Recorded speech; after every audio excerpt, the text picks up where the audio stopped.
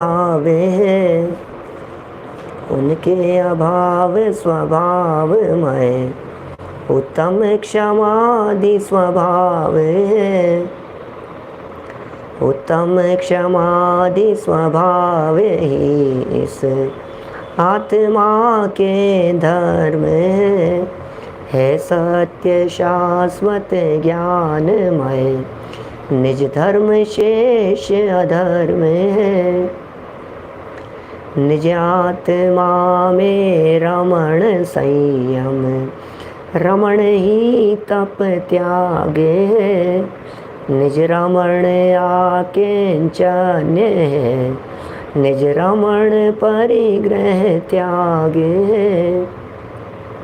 निज रमणता ब्रह्मचर्य है, निज रमणता 10 धर्म, निज जानना पहचानना जमना धर्म का मर्म, अरिहंत है 10 धर्म धारक, धर्म धारक सिद्ध है, आचार्य है उवजाय है, मुनिराज सर्व प्रसिद्ध है, जो आत्मा को जानते पहचानते करते रमण, वे धर्म धारक धर्म धन है, उन्हें हम करते नमन, उन्हें हम करते नमन। परिग्रह त्याग की चर्चा आज हमारे को करनी है। ध्यानत राय जी का कुछ इस प्रकार का कहना है, आकिंचन्य और ब्रह्मचर्य धर्म 10 सार हैं। ये 10 धर्मों के सार कहे गए हैं, आकिंचन्य भी और ब्रह्मचर्य भी। धर्म नहीं, धर्मों के सार हैं। धर्म तो वीतराग परिणति स्वरूप है। धर्म की पहचान के लक्षण बहुत सारे बता दिए गए थे और उन सभी धर्मों में ये आकिंचन्य और ब्रह्मचर्य इन्हें सार कह करके पुकारा गया है। सारा धर्म समाहित हो गया, सारा धर्म सीमित हो गया। यहाँ आकिंचन्य और ब्रह्मचर्य जिसके समझ में आ गया, हाँ समझ लीजिए उसके 10 लक्षण धर्म समझ में आ गए। सब कुछ तो है, इसके बाहर कुछ नहीं है। धर्म पर से हटने का नाम आकिंचन्य है और अपने में समा जाने का नाम ब्रह्मचर्य है। पर से हटना और अपने में आ जाना 10 लक्षण धर्म की ध्यानत राय जी की पूजन है ना, उस पूजन में स्थापना का छंद है। उत्तम क्षमा मार्दव आर्जव भाव है, ये तो भाव हैं। क्षमा मार्दव आर्जव ये तो सब भाव हैं। उत्तम क्षमा मार्दव आर्जव भाव है, सत्य शौच संयम तप त्याग उपाव है, ये सब उपाय हैं। क्षमा मार्दव आर्जव आदि ये भाव थे, सत्य शौच संयम तप त्याग ये उपाय थे। और आकिंचन ब्रह्मचर्य धर्म 10 सार है, चहु गति दुख ते काढ़ी मुक्ति करतार है। आकिंचन्य और ब्रह्मचर्य ये 10 लक्षण धर्मों के सार हैं और चहु गति दुख ते काढ़ी मुक्ति करतार हैं। चतुर्गति के दुखों से निकालकर मुक्ति करा देने वाले हैं। आज चर्चा करनी है आकिंचन्य के बारे में। क्या होता है आकिंचन्य? परिग्रह का त्याग। आकिंचन्य ये परिग्रह के त्याग को बतलाता है। जितने जितने धर्मों की अपन चर्चा पहले से करते रहे हैं वो किसी न किसी के अभाव में करते रहे हैं। इसी तरह से आज हमारे सामने चर्चा प्रसंग प्राप्त है आकिंचन्य की, और इसमें भी चर्चा की जा रही है परिग्रह के त्याग की। लेकिन जब तक परिग्रह समझ में नहीं आएगा तब तक परिग्रह का त्याग समझ में नहीं आएगा। परिग्रह समझे बिना हम परिग्रह के त्याग को कैसे समझेंगे। सारी दुनिया रुपए पैसे को परिग्रह समझ रही है, धन दौलत को परिग्रह समझ रही है, घर बार महल मकान को परिग्रह समझ रही है। पूरी दुनिया एकमात्र यही समझ रही है कि आखिर यही परिग्रह है बस, और इसे ही परिग्रह जान करके इसी को छोड़ने के लिए लगी हुई है धर्म के नाम पर। हम ये समझ रहे हैं इसको छोड़ो, तो परिग्रह छोड़ दिया। कल हमने उत्तम त्याग धर्म की जब चर्चा आपके बीच में की थी, तब भी हमने ये बात कही थी कि भैया पहले ये समझो तो सही क्या छोड़ने योग्य हैं, और बिना समझे आप छोड़ने में लगोगे तो गलत काम हो जाएगा। माने कितने प्रकार के परिग्रह कैसे छोड़ा जाए, और सुनिए इस परिग्रह को जानना और छोड़ना वो भी बहुत महत्वपूर्ण है, क्योंकि इस परिग्रह की मौजूदगी का जो फल मिलेगा वो फल है नरक। जैसे हमने माया तिर्यक योनस्य देखा था उत्तम आकिंचन्य धर्म के दिन, इसी तरह से आज हम यहाँ कह रहे हैं बहुआरंभ परिग्रहत्वम नारकस्य आयुष्य। बहुत आरंभ और बहुत परिग्रह रखने के भाव से बहुआरंभ परिग्रहत्वम नारकस्य आयुष्य, नरक आयु का आश्रय होता है। और राम हे भगवान, बात तो सुन करके एकदम ऐसा लगने लगता है कि जितने पैसे वाले लोग होते हैं सब नरक में जाएंगे। बहुत आरंभ परिग्रह जिनके पास में है सब नरक की आयु का आश्रय होगा। लेकिन भाई यहाँ तो बात कुछ और है। परिग्रह जब तक नहीं समझेंगे तब तक हमें ऐसा ही लगेगा जिसके पास में संपत्ति ज़्यादा है वो ज़्यादा परिग्रहवान है, जबकि संपत्ति से परिग्रह का संबंध नहीं है, धन से भी नहीं। अभी संपत्ति तो छोड़िए, धन से भी नहीं है। और बाहर आ जाइए, पैसे से तो बिल्कुल नहीं है, पैसे को तो परिग्रह माना ही नहीं गया है। और हम सब की दृष्टि घूम फिर करके परिग्रह के नाम पर पैसे पर आकर के टिक जाती है। पैसा, भाई साहब यदि पैसा हो तो देवगति के जीव अपरिग्रही हो जाएंगे, नारकियों को अपरिग्रही मानना पड़ेगा, क्योंकि देवों और नारकियों में पैसे का व्यवहार नहीं है। आप ये कह सकते हैं, और सुनिए इस पैसे को तो परिग्रह में शामिल भी नहीं किया है, परिग्रह के नाम बतलाओ पैसा परिग्रहों में है या नहीं है तो आपको पता लगेगा। परिग्रह के 24 भेद कहे गए हैं, और 24 प्रकार के परिग्रहों में पैसा कौन सी जगह पर है ही नहीं। 10 प्रकार के बहिरंग परिग्रह हैं, 14 प्रकार के अंतरंग परिग्रह हैं, और उनमें कहीं भी पैसे का नाम ही नहीं है। इसका मतलब पैसे को आचार्यों ने परिग्रह में शामिल ही नहीं किया। अंतरंग परिग्रहों में तो होने का सवाल ही नहीं है, क्योंकि अंतरंग परिग्रहों में नाम है मिथ्यात्व, क्रोध मान माया लोभ, हास्य रति अरति, शोक भय जुगुप्सा, स्त्रीवेद पुरुषवेद नपुंसकवेद। बोले ये सब परिग्रह हैं, ये सब अंतरंग परिग्रह हैं। बहिरंग परिग्रहों में भी धन धान्य का नाम तो है, दासी दास कुप्य भांड, क्षेत्र वास्तु हिरण्य स्वर्ण, इनके नाम तो हैं ये 10 नाम, लेकिन इन नामों में कहीं भी पैसे का नाम नहीं है। बोलो हमें पैसा ही परिग्रह लग रहा है। यदि अकेले धन धान्य को ही परिग्रह मान लिया जाए तो सारे तिर्यंच गति के जीव अपरिग्रही हो जाएंगे, क्योंकि तिर्यंच गति के जीवों के पास में घर बार महल मकान भी नहीं है, वे भी अपरिग्रही हो जाएंगे। और बहुत सारे मनुष्य गति के जीव जिनके पास में धन दौलत वैभव पुण्य के अल्प उदय से बहुत कम हैं, वे भी बेचारे अल्प परिग्रही कहलाएंगे। कितनी बड़ी समस्याएं हैं। और दूसरी एक बहुत बड़ी समस्या आएगी, तीर्थंकर परमात्माओं को परिग्रही मानना पड़ेगा, क्योंकि उनके समौ शरण की विभूति है। लो अब क्या करें, तीर्थंकर तो परिग्रही हो गए और नारकी तिर्यंच आदि सब अपरिग्रही हो गए, क्योंकि तिर्यंचों के पास में कुछ ओढ़ने पहनने को नहीं है, तन पर वस्त्र भी नहीं है, वो अपरिग्रही। गाय भैंस घोड़ा कुत्ता बिल्ली सब अपरिग्रही हो गए, और तीर्थंकर परमात्मा के ये सारा इतना लंबा चौड़ा समौ शरण दिखाई दे रहा है, वो परिग्रही हो गए। लेकिन भाई परिग्रह का संबंध बाहर से नहीं है, परिग्रह का संबंध अंदर से है। परिग्रह बाहर की चीज नहीं है, परिग्रह अंदर की चीज है। जरा इस परिग्रह की परिभाषा देखिए उमा स्वामी आचार्य के अनुसार, प्रमत्त योगात मूर्छा परिग्रह है। ये पंडित जी कौन सा सूत्र है ये? प्रमत्त योगात मूर्छा परिग्रह, ये तो कोई सूत्र ही नहीं है, उमा स्वामी आचार्य का द्वारा लिखा हुआ। ये तो आप दो सूत्रों को मिक्स कर रहे हो कि मैं मिक्स नहीं कर रहा हूं, मुझे आचार्यों ने ऊपर से संदेश भेजा है कि संजीव जी आप इसको मिक्स करके बतलाना। हिंसा किसे कहते हैं?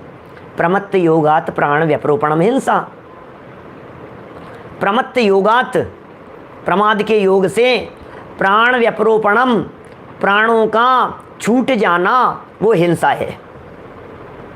फिर झूठ किसे कहते हैं? उसमें भी प्रमत्त योगात लगाओ। चोरी किसे कहते हैं? प्रमत्त योगात लगाओ। फिर कुशील किसे कहते हैं? मैथुनम अब्रह्म, उसमें भी लगाओ। फिर परिग्रह किसे कहते हैं? बोले मूर्छा परिग्रह, बोले इसमें भी लगाओ प्रमत्त योगात।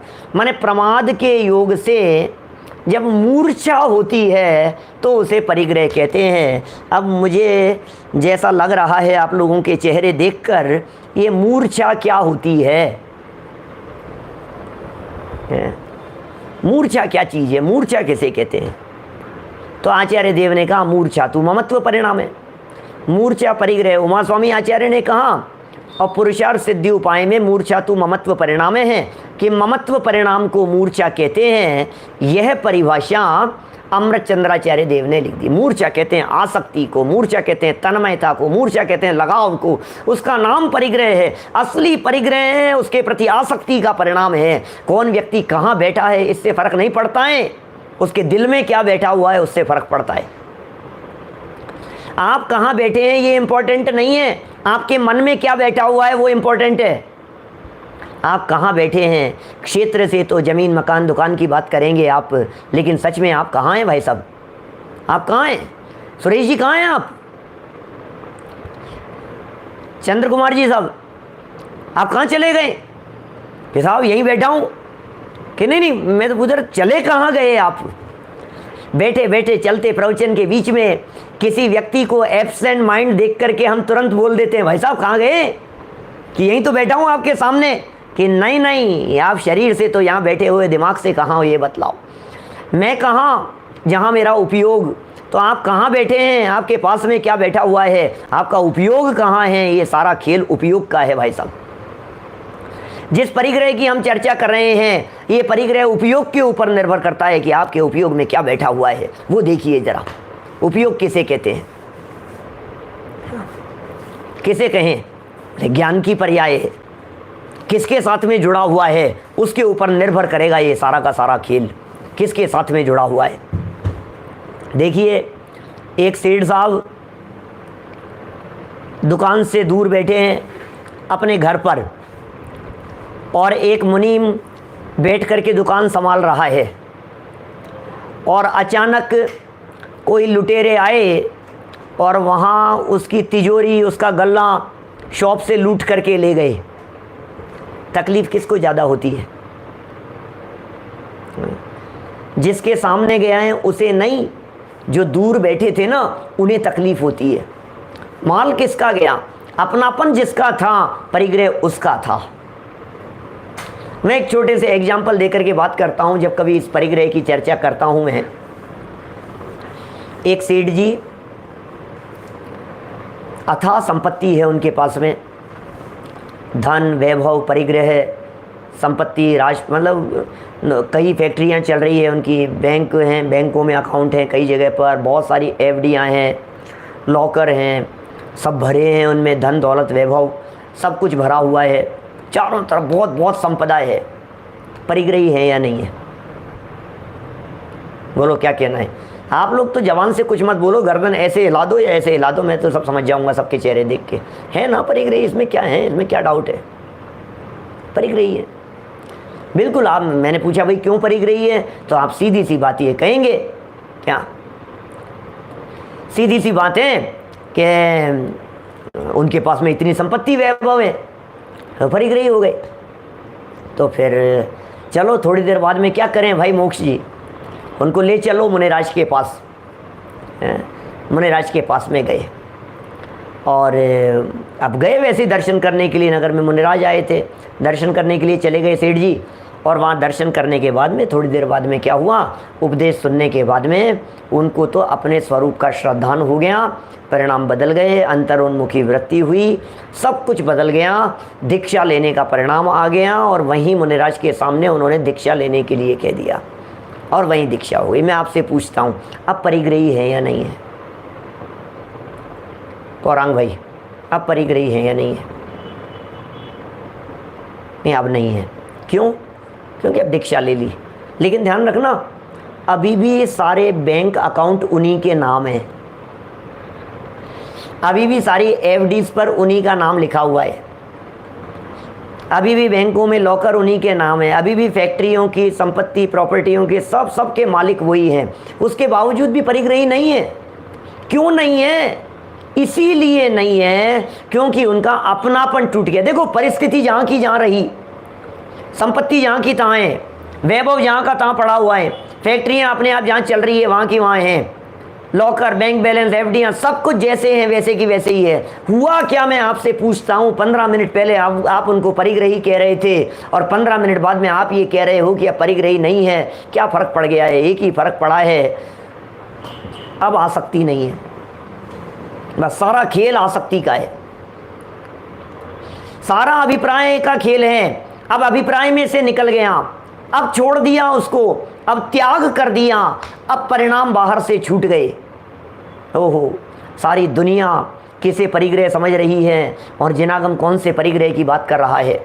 घर छोड़ देने के बाद भी परिग्रही हो सकते हैं और घर में रहते हुए भी परिग्रह के त्याग वाले हो सकते हैं, आंशिक परिग्रही हो सकते हैं।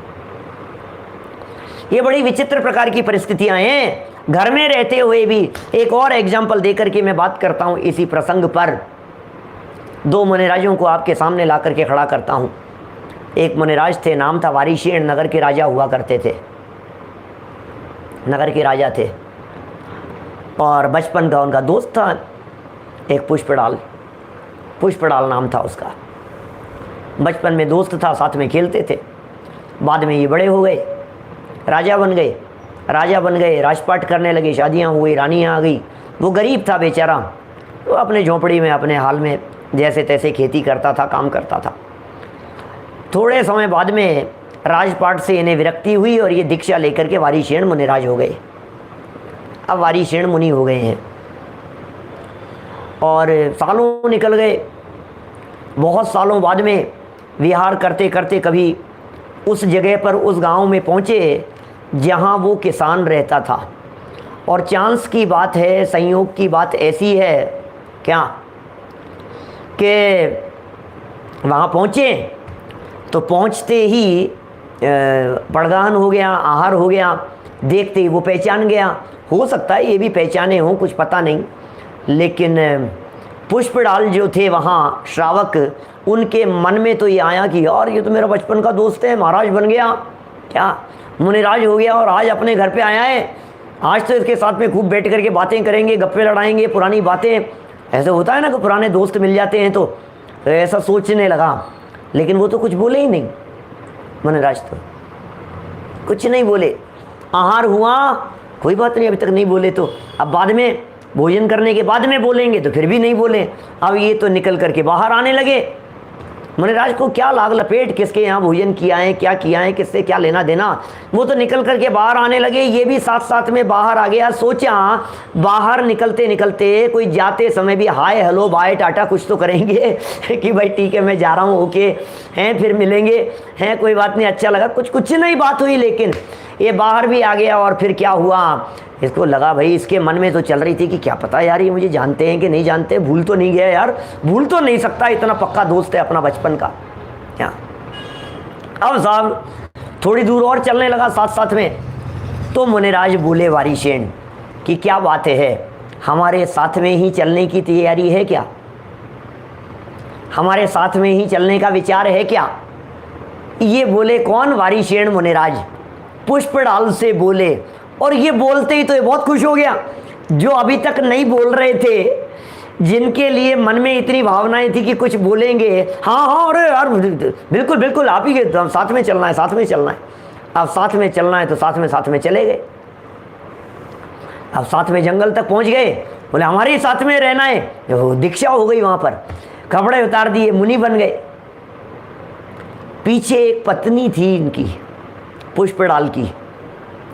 आगम ये कहता है, प्रथमानुयोग ये कह रहा है, कानी थी,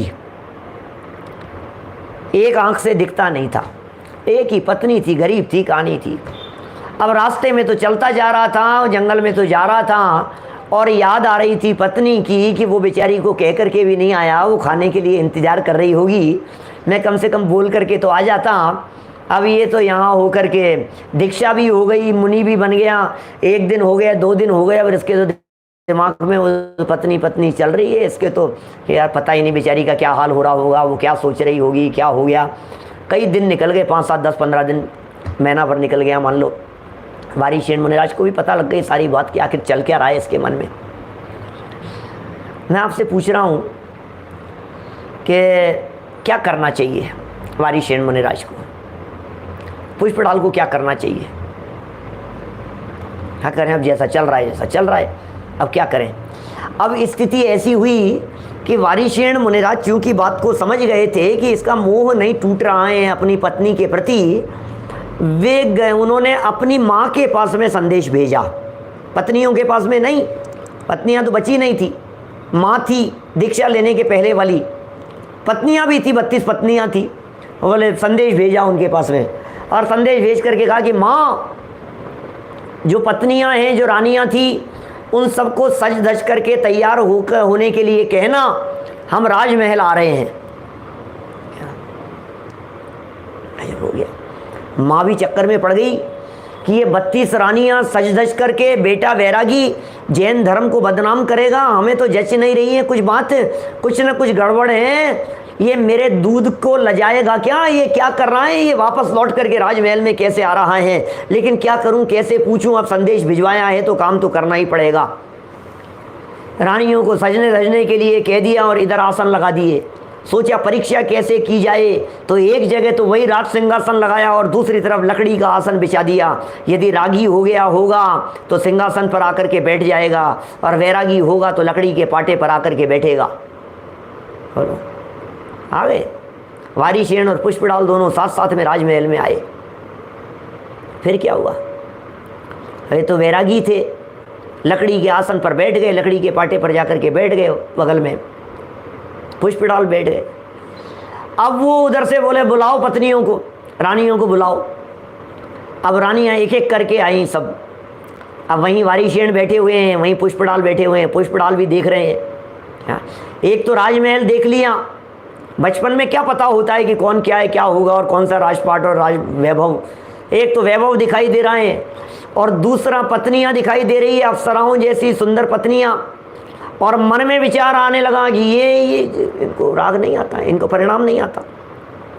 वारिशेन मुनिराज अपने सम्यक दर्शन के 8 अंगों में स्थितिकरण अंग में प्रसिद्ध हुए हैं, धर्म मार्ग में स्थित करने वालों में। मुझे कहानी यहीं तक सुनानी है, आगे की कहानी यदि आपको जानना हो तो मैं रेफरेंस दे दूंगा, कुछ काम तो आपको भी करना पड़ेगा। इतना सा प्रसंग मुझे बतलाना है, और इतने प्रसंग के आधार पर सिर्फ इतना सा आपसे पूछना है कि मुझे बतलाइए वारिशेन मुनिराज परिग्रही है या नहीं है।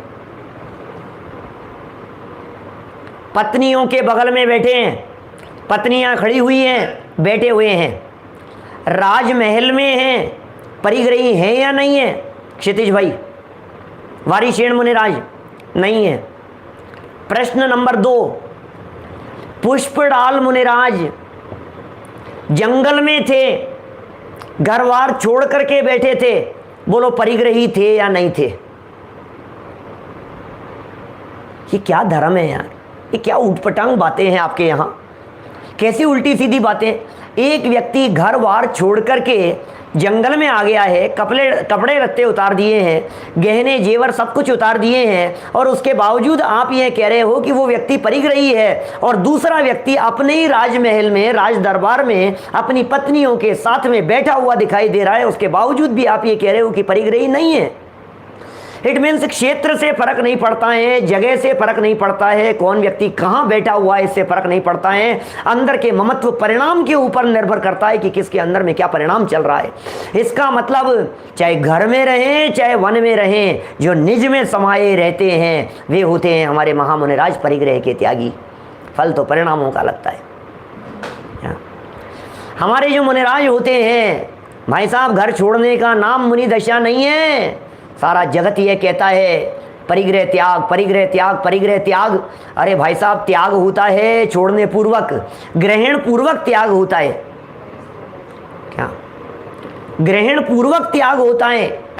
ग्रहण नहीं होगा तो त्याग नहीं होगा, ये रूल है। क्या ये नियम है इस तरह का।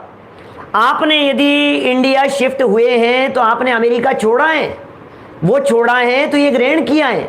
ग्रहण करेंगे तो छोड़ना होगा। समझ में आ रही है बात? हमारे यहाँ बच्चों का विदाई समारोह होता है, पढ़ते हैं बच्चे, फाइनल करके निकलते हैं, हम उन्हें ये कहते हैं यहाँ से विदाई समारोह हो रहा है, लेकिन आपको पता नहीं है यहाँ तो विदाई समारोह हो रहा है, दूसरी जगह पर आपके आगमन स्वागत के लिए तैयारियां हो रही है, आने वाला है। देखने का नजरिया है। अंतिम विदाई हो गई भाई साहब, शव यात्रा निकल रही है, अंतिम विदाई हो गई है तो चल बसे।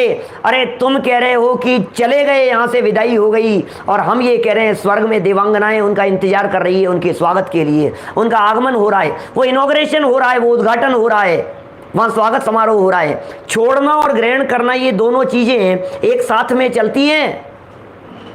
दुनिया ये कह रही है परिग्रह छोड़ दिया, दुनिया ये कह रही है घर छोड़ दिया, लेकिन हम ये कह रहे हैं घर छोड़ने का नाम परिग्रह त्याग नहीं है, घर में आ जाने का नाम असली परिग्रह त्याग है। मुनिराज घर छोड़ते हैं कि घर में आ जाते हैं? सब कह रहे हैं घर छोड़ दिया, घर छोड़ दिया, घर छोड़ दिया, अरे त्यागी हो गए। अरे हम ये कह रहे हैं घर में आ गए हैं। घर छोड़ने का नाम परिग्रह त्याग नहीं है, अपने घर में आ जाने का नाम, अपने घर में, निज घर में आ जाने का नाम परिग्रह त्याग है। असली घर को पहचान लिया और असली घर में आ गए। हम तो कुछ नहीं समझ रहे हैं, हमें तो पता ही नहीं है। और जिस परिग्रह के त्याग की मैं बात कर रहा हूं आपसे, जिस आकिंचन्य धर्म के अवसर पर मैं परिग्रह त्याग की बात कर रहा हूं, परिग्रह त्याग के लिए चारों तरफ लोग ये कहते हुए नजर आएंगे, छोड़ो परिग्रह, छोड़ो परिग्रह, छोड़ो। लेकिन हमारी जिनवाणी क्या कह रही है? परिग्रह छोड़ने के पहले परिग्रह छोड़ने की भावना तो भाव जरूर भाई साहब, क्यों नहीं भाएंगे? आप बताओ पंडित जी, परिग्रह छोड़ने के पहले परिग्रह त्याग की भावना भाएंगे?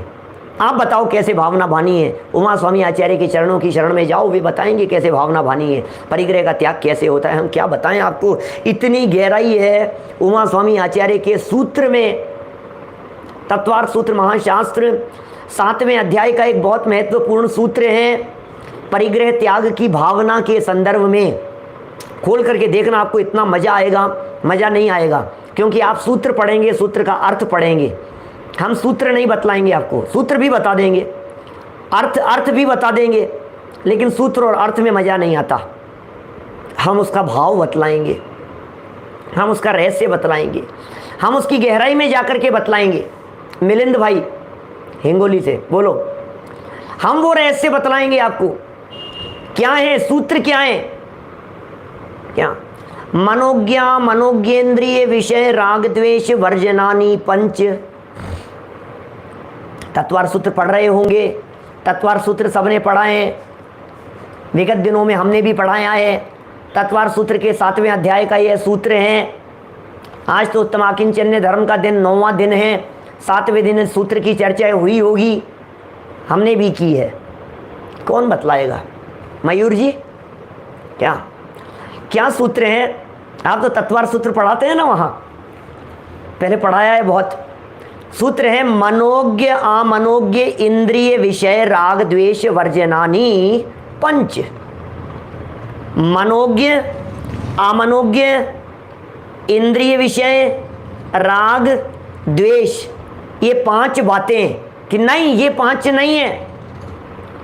स्पर्शन इंद्रिय के विषय, रसना इंद्रिय के विषय, घ्राण इंद्रिय के विषय, चक्षु इंद्रिय के विषय, कर्ण इंद्रिय के विषय, ये 5 इंद्रियों के विषयों में यदि मनोज्ञ हैं, पसंद आने वाले, तो राग नहीं करना, यदि नापसंद है तो द्वेष नहीं करना। ये भावना ये परिग्रह त्याग की भावना है। अभी आपके समझ में नहीं आया होगा क्या बात कह दी गई है, क्योंकि मैंने सूत्र बोला है और सूत्र का अर्थ बतलाया है। क्या मनोज्ञ अमनोज्ञ इंद्रिय विषय राग द्वेष वर्जनानी पंच। अतुल भाई कुछ गहरी बात कहना चाह रहे हैं, परिग्रह क्या होता है वो बताना चाह रहे हैं। इंद्रिय विषय यदि आपको मनोज्ञ लग रहे हैं, दैट इज परिग्रह। यदि घर बार परिग्रह छोड़ देने के बावजूद आप जंगल में जाकर के बैठे हैं, कोई मुनि बनकर के बैठे हैं, और वहां चलते चलते कोई बरसात का मौसम हो गया, सुहावना मौसम हो गया, वो स्पर्शन इंद्रिय का विषय मनोज्ञ लग रहा है, सुहावना लग रहा है, दैट इज परिग्रह। ये कौन से परिग्रह की बात कर रहा हूं मैं? ये जो मन में जो पसंद आ गया है ना, क्या मन में अच्छा लग रहा है, गार्डन की तरफ से गुजरे, सुगंधित खुशबू आ रही है, बड़ा अच्छा लग रहा है। थोड़ा आगे गुजरे, मौसम अच्छा था, पिकॉक नाचता हुआ नजर आ रहा है, और ये बहुत कितना अच्छा लग रहा है, कितना सुंदर है, क्या सुहावना मौसम है। ये चक्षु इंद्रिय का विषय, ये परिग्रह है। कौन मानेगा इसे परिग्रह? रसना इंद्रिय का विषय परिग्रह, चक्षु इंद्रिय का विषय परिग्रह, कर्णेंद्रिय का विषय परिग्रह, और अमनोज्ञ भी। अमनोज्ञ विषयों में द्वेष नहीं करना, मनोज्ञ विषयों में राग नहीं करना। अरे ये क्या बात कर रहे हैं भाई साहब? क्या एसी चल रहा है, आनंद आ रहा है, उनकी तो बात ही मत करो, हम उनके संबंध में कोई बात नहीं करना चाहते। वो तो परिग्रह की पराकाष्ठा में चले गए, जिनके बाहर में एसी चल रहा है। यहां तो हम ये कह रहे हैं नेचुरल एयर बाहर में जो है वो, यदि स्पर्शन, क्योंकि स्पर्शन इंद्रिय का भोग क्या है, परिग्रह क्या चीज है, स्पर्शन इंद्रिय का भोग किसका नाम है? यहां क्या करते थे आप? घर में रहते थे तब क्या करते थे? अपनी बालकनी में, अपनी टेरिस पर खड़े हो जाते थे और आप दूर दूर तक देखते रहते थे, कितनी अच्छी ग्रीनरी दिख रही है, कितना अच्छा सुहावना मौसम है, कितना अच्छा वातावरण है, यार आज तो क्लाइमेट कितना अच्छा हो रहा है। ये सब आपका परिग्रह था। और दीक्षा लेने के बाद भी यदि आपके दिलो दिमाग में यही बातें चल रही हैं तो ये परिग्रह है। मैं नहीं कह रहा हूं, उमा स्वामी आचार्य कह रहे हैं राग द्वेष के त्याग करने की भावना भाव, कि मैं पांचों इंद्रियों के विषयों में से किसी भी विषय को मन से चाहूंगा नहीं। नापसंद यदि किसी भी प्रकार का विषय होगा तो उसके प्रति मेरे मन में द्वेष बुद्धि नहीं आएगी, इसका नाम परिग्रह का त्याग है। ऐसी भावना भाने के लिए उमा स्वामी आचार्य कह रहे हैं, न हमने परिग्रह समझाए न परिग्रह त्याग की भावना को समझाए। पता नहीं क्या, हम तो बस जो है सो है, कुछ नहीं साहब, हम तो ये सोच रहे हैं बस ये छोड़ दिया, ये परिग्रह का त्याग हो गया। मैंने पहले आप लोगों में से पता नहीं कितने लोग थे, लेकिन वो जैन स्वाध्याय ग्रुप के लिए जो रेगुलर मेरी जो लेक्चर सीरीज चलती थी ना शाम को इसी समय पर, अमेरिका वालों के लिए तत्वार सूत्र पढ़ाया मैंने। करीब 3-4 दिन मैंने इस सूत्र पर चर्चा की, रिकॉर्डेड प्रवचन मिल जाएंगे उसकी सूक्ष्मता के संदर्भ में। ये क्या परिग्रह कह रहे हैं, ये कौन से परिग्रह की बात कर रहे हैं, ये कौन सा परिग्रह है ये जिसे उमा स्वामी आचार्य कह रहे हैं यार ये सारा जगत इसे परिग्रह कह रहा है, और आचार्य देव कह रहे हैं नहीं ये परिग्रह नहीं है। आप कौन सी गलत फहमी में हो? ये परिग्रह होगा तो अनेक प्रकार की समस्याएं खड़ी हो जाएगी। और फिर दूसरी बात, जिसे आप परिग्रह कह रहे हैं इसे आप छोड़ भी नहीं सकते। राग द्वेष तो आप छोड़ सकते हैं, आसक्ति तो आप छोड़ सकते हैं, तन्मयता का तो आप त्याग कर सकते हैं, बाहर परिग्रह का कैसे त्याग करेंगे? वो तो छूटा हुआ ही है, साथ में चिपका करके थोड़ी ने। आप जब अभी शिविर चल रहा है आपके यहाँ, सैटरडे संडे 2 दिन का शिविर है अमेरिका में। शिविर में आपने सारे कार्यक्रम मंदिर में रखे, सेंटर पर रखे अपने, सब लोग घर में लॉक वॉक लगा करके सब बंद करके मंदिर आ गए। बोलो घर छोड़ के आए कि नहीं आए? घर तो छोड़ दिया ना, है तो घर के परिग्रह का तो त्याग हो गया ना। यही तो बात है भाई साहब, घर नहीं छोड़ा है क्या? बाहर में छोड़ा हुआ सा दिखता है कि हम घर छोड़ करके मंदिर आए हैं, और गाड़ी को कहाँ छोड़ा आपने? कि बोले पार्किंग में लगा दिया, तो गाड़ी को भी पार्किंग में छोड़ दिया। फिर जूते चप्पल कहाँ छोड़े? कि वो भी नीचे छोड़ दिए। अब क्या हुआ, कि अब अंदर आ गए। तो ये सब तो छूट गया ना आपका, कि नहीं छूटा नहीं है, क्योंकि राग छोड़ने का नाम छोड़ना है। वो असली परिग्रह छोड़ने की बात है। यहाँ तो जगत के जितने पदार्थ होते हैं वे पदार्थ तो सब छूटे हुए ही होते हैं, क्योंकि परद्रव्य को क्या ग्रहण करना और क्या छोड़ना, परद्रव्य में तो न ग्रहण होता है न परद्रव्य के अंदर छोड़ने की बात होती है। छोड़ना और ग्रहण करना तो अपने अभिप्राय से होता है, अपने परिणामों से होता है, आपके छोड़ने से छूटेगा भी नहीं। और एक गजब की बात कहूँ, जिन्हें आप छोड़ना समझ रहे हैं परिग्रह छोड़ने की बात, एक और गजब की बात कहता हूँ, घर बार महल मकान तो एड़ी से चोटी तक का जोर लगा लो, एक न एक दिन अपने आप ही छूट जाएगा। सुरेश जी साहब कितने साल रहेगा? और 10 साल, 2 साल, 4 साल, 5 साल, 10 साल, क्या पता, अपने आप ही छूट जाएगा। तो उसे छोड़ने के ऊपर इतना जोर दे रहे हैं जो 2, 5, 10 साल के अंदर अपने आप छूट जाएगा। क्या बाल बच्चे परिवार को छोड़ने के ऊपर वजन दे रहे हैं जो अपने आप छूट जाएगा, जो छूटा हुआ ही है। आसक्ति के ऊपर वजन दिया है भाई साहब। पुण्य पाप कर्म का उदय बदलते हुए देर नहीं लगती है, उदय बदल जाता है और बाहर में परिग्रह की जो स्थिति है, जो संयोग जन परिग्रह की स्थिति है, वो अपने आप बदल जाती है। क्या इधर उदय बदल गया, उधर संयोग बदल गए, इधर उदय बदला, उधर परिस्थितियां बदल गई। क्या हुआ? सीता की अग्नि परीक्षा हो रही थी, स्वर्ग से देव आ गए थे जय जयकार करने के लिए।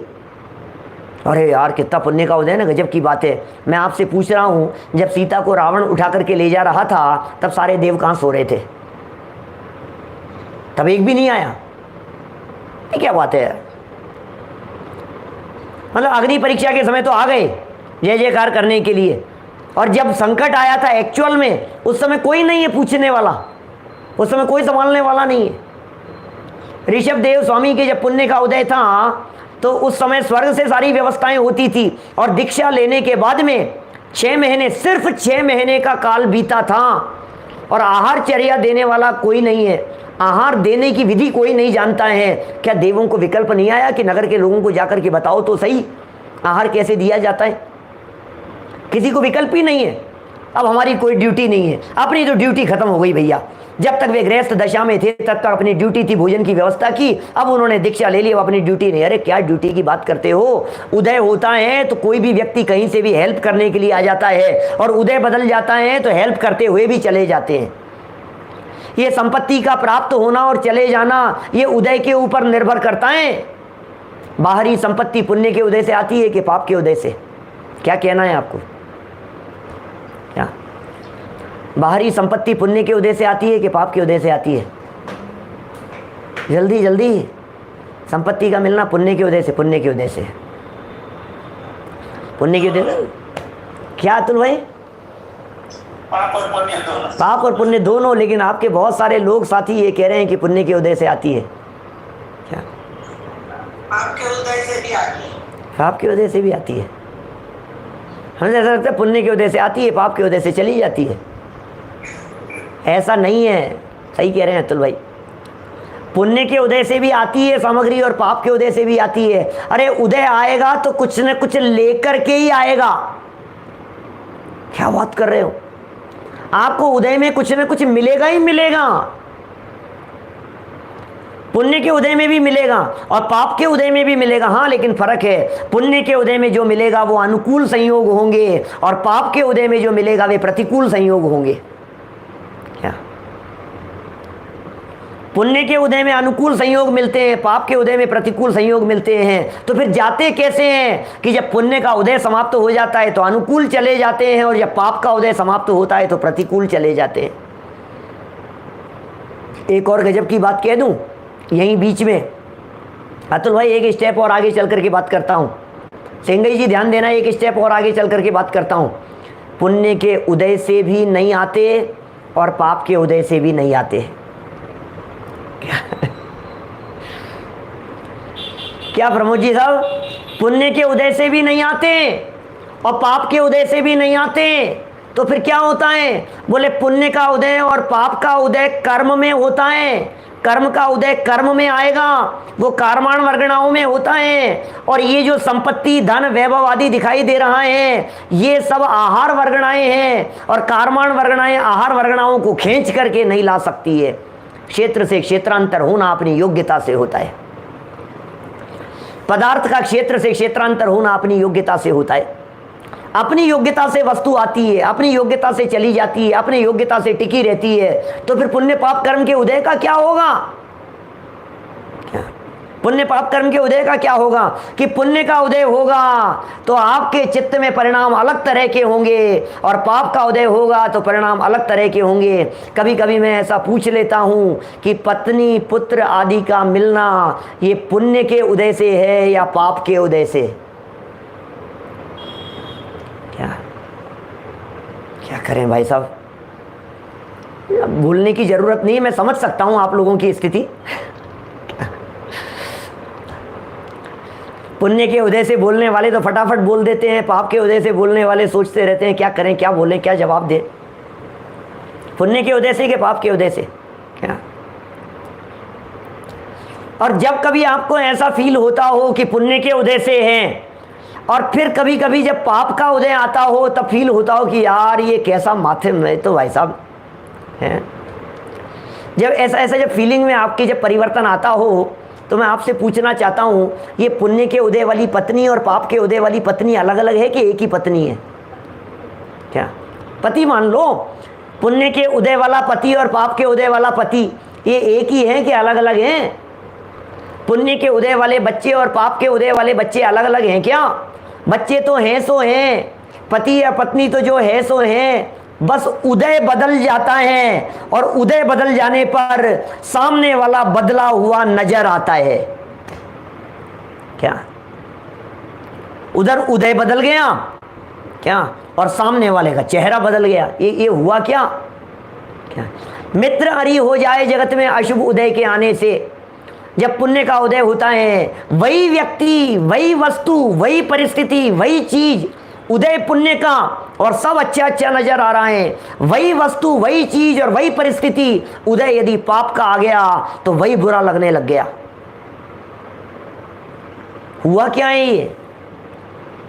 हम किसे फेरफार करने की बात कर रहे हैं? अच्छा, चक्रवर्ती जो होता है, चक्रवर्ती 6 खंड की विभूति का स्वामी, वो चक्रवर्ती सम्राट 6 खंड की विभूति का स्वामी है।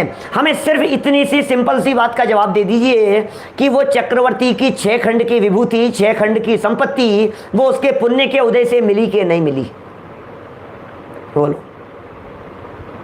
अब यदि आप ये कहेंगे कि हाँ उसके पुण्य के उदय से, आप ये कहते हैं चक्रवर्ती की 6 खंड की विभूति उसके पुण्य के उदय से है, ये सारा वैभव, सारा परिग्रह उसके पुण्य के उदय से है। अब चक्रवर्ती ने दीक्षा ले ली तो उसके पुण्य के उदय से मिली हुई सामग्री का क्या होगा? तो चली जानी चाहिए वो सारी सामग्री। अब 18 करोड़ घोड़ों का क्या होगा? क्या जब छोटे थे, कभी कभी छोटे बच्चे ऐसा पूछ लेते हैं, प्रश्न कर लेते हैं, पंडित जी हमने एक दिन प्रवचन में ऐसा सुना कि चक्रवर्ती जब दीक्षा लेते हैं तो 84 लाख हाथी छोड़ते हैं, 18 करोड़ घोड़े छोड़ते हैं, ये सब छोड़ करके दीक्षा लेते हैं। तो हमें ऐसा लग रहा है जब 18 करोड़ घोड़े छोड़ देते होंगे नगर में तो दौड़ दौड़ करके क्या हो जाता होगा? 84 लाख हाथी छोड़ दिए तो नगर में क्या तूफान मच जाता होगा। छोड़ दिए तो सब छोड़ दिए उन्होंने। अरे छोड़ने का मतलब आसक्ति छोड़ी है, छोड़े बड़े कुछ नहीं है, वो जहां बंधे थे वही बंधे हैं। तो आप तो कह रहे हो छोड़ दिए, छोड़ने का मतलब क्या है? किसे छोड़ना कहते हैं? मैं आपसे पूछ रहा, जो जहां है परिस्थिति वो वहां की वहीं रहेगी। आपको यदि ऐसा लगता है कि मेरे पुण्य के उदय से मकान मिला है, अच्छा ये मकान आपके पुण्य के उदय से मिला है, ठीक है, अब मैं मर जाऊंगा तो मकान का क्या होगा? तो इसका मतलब मकान तो ज्यों का त्यों रहेगा ना। मेरे रहने और नहीं रहने से मकान में क्या फर्क पड़ रहा है? मेरे रहने और नहीं रहने से कुर्ते का क्या फर्क पड़ रहा है? यदि ये कुर्ता मेरे कर्म के उदय से मिला है तो मेरे मर जाने के बाद मेरे जितने कुर्ते हैं, जितने पजामे हैं, जितने पैंट शर्ट टी शर्ट जो कुछ भी है, घर बार संपत्ति महल मकान मोबाइल सब कुछ खत्म हो जाना चाहिए ना, क्योंकि वो तो मेरे उदय से था। जब मैं ही नहीं रहा तो उसका क्या हुआ?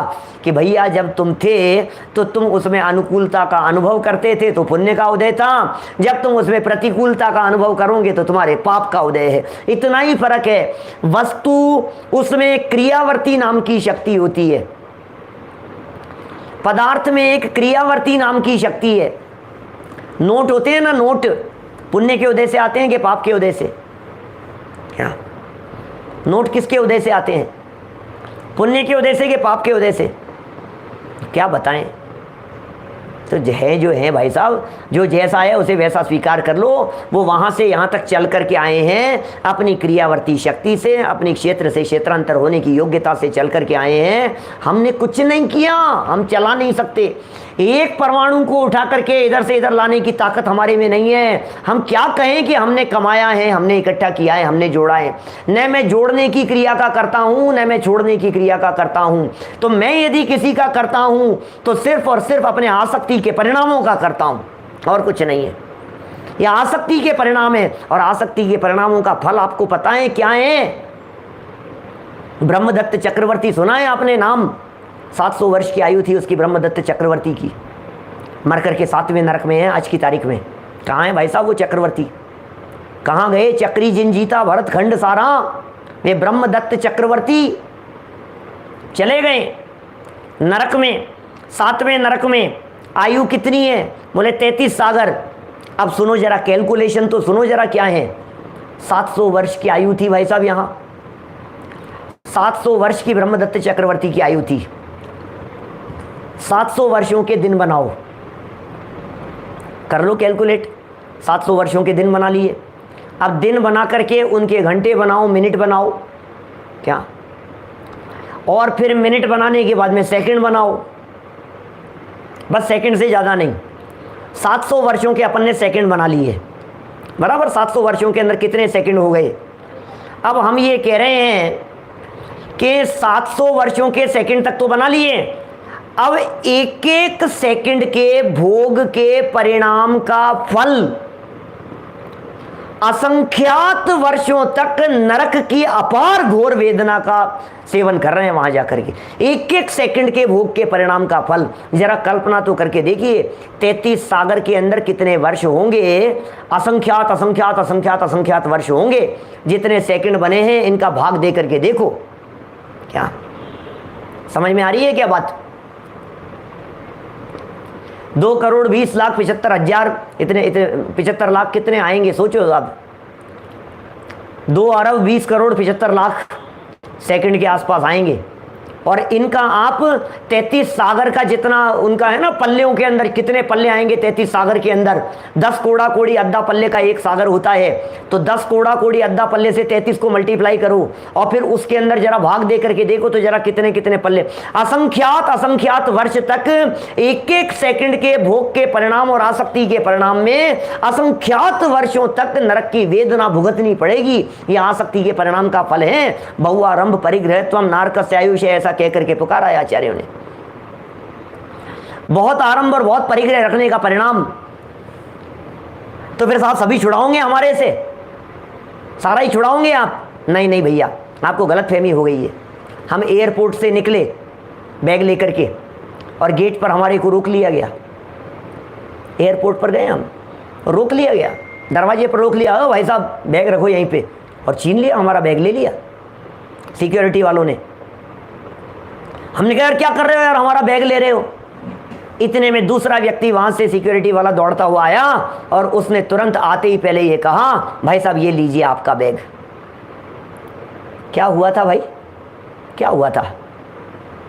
जो अपना नहीं था उसे छुड़ा दिया और जो अपना था उसे दे दिया।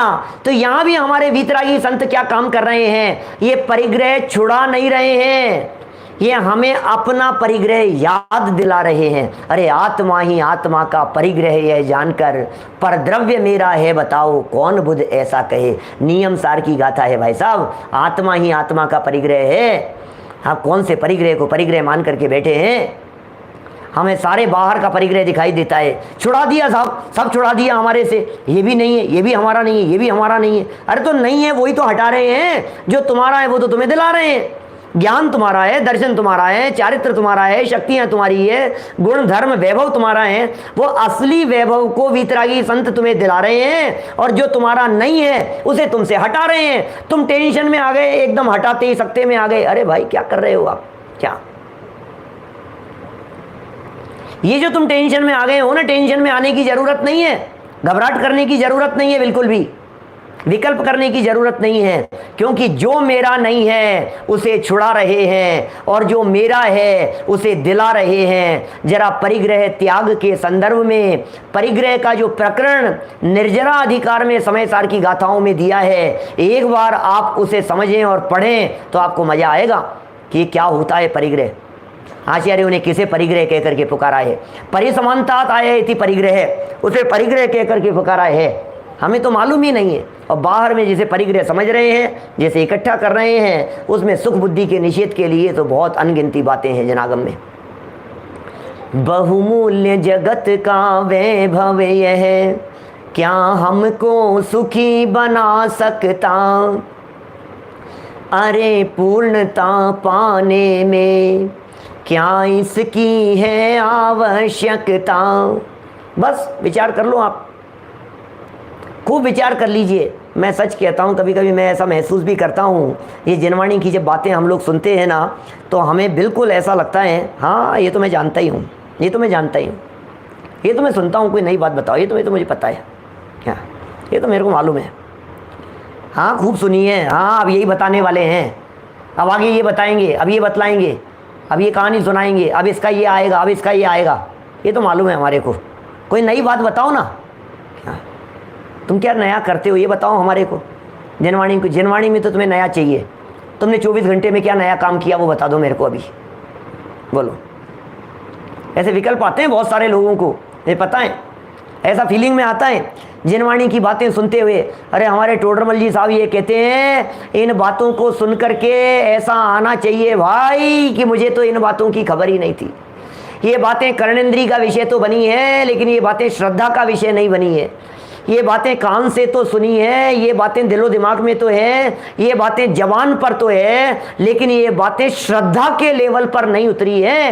ये आकिंचन्य धर्म श्रद्धा के लेवल पर उतर जावे और इनसे अपनापन टूटकर, क्योंकि अपनापन टूटना पर के साथ में पर मेरा नहीं है यह जानना, ये ज्ञान है, पर मेरा नहीं है यह मानना, ये श्रद्धान है, और पर मेरा नहीं है ये जानने और मानने के साथ जब अंदर में वीतराग परिणाम होते हैं तो उसका नाम उत्तम आकिंचन्य धर्म है।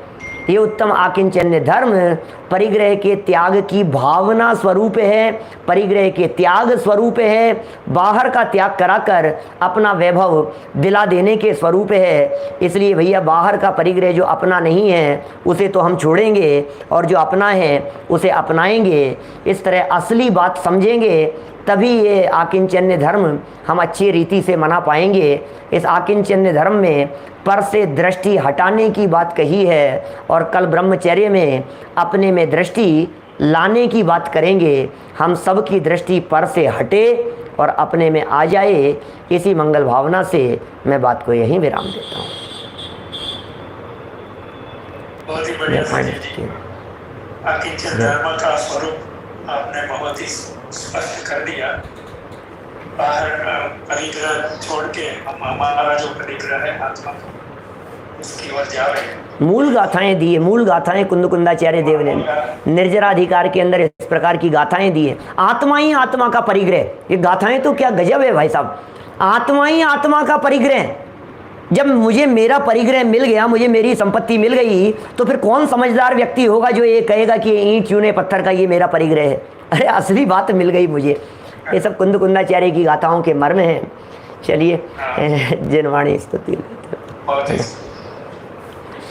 निज निधि निज में बताई यह अनंत उपकार है, उसके लिए जिनवाणी माँ को वंदना शत बार है, वंदना शत बार है।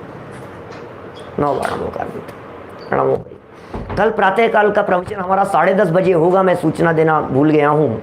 आप सब लोगों को कृपया ध्यान रखें। विधान पूजन विधान थोड़ा सा लंबे समय तक चलेगा। समय सार पर प्रवचन 10:30 बजे शुरू कर पाएंगे।